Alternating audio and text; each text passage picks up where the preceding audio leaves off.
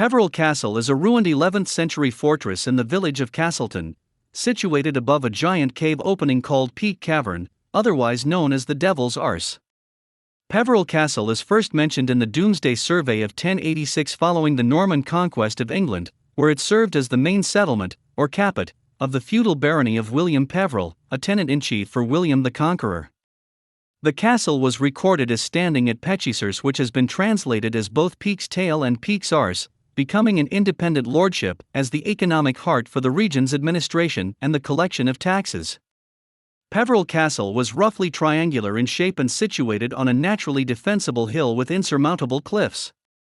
The interior of the castle had a keep, halls, a chapel and kitchens, whilst across a gorge was a second group of supporting buildings accessed via a bridge. William's son forfeited the castle to King Henry II, the first Angevin king of England, as punishment for having fought against Empress Matilda during her war against King Stephen during the Anarchy period.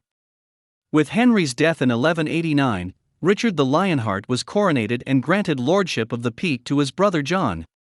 John became king in 1199, and the claim of the Earls of Derby to the Peveril estates was given to William de Ferrers, 4th Earl of Derby.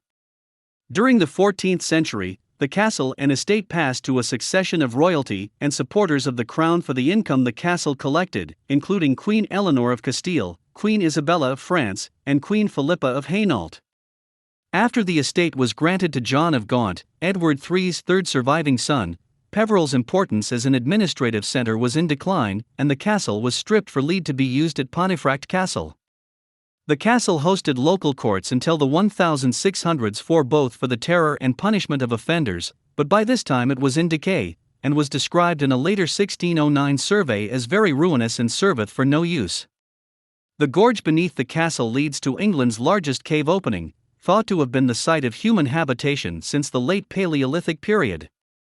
Historically, the cave was known as the Devil's Arse, under which it is described in William Camden's Britannia of 1586. It is thought that the name is derived from the flatulent-sounding noises that occur from inside the cave system when water drains away after periods of flooding. Supposedly, the cave was where the thieves' cant was created in the 16th century to the end that their cozenings, knaveries and villainies might not so easily be perceived and known during a meeting between Cock Laurel, leader of the Tudor rogues, and Giles Hathor, head of the regiment or fellowship of Egyptians. For over 400 years, the cave was also home to some of Britain's last troglodytes, who lived in houses built inside the cave mouth, making a living from rope making for the local lead mines until 1915.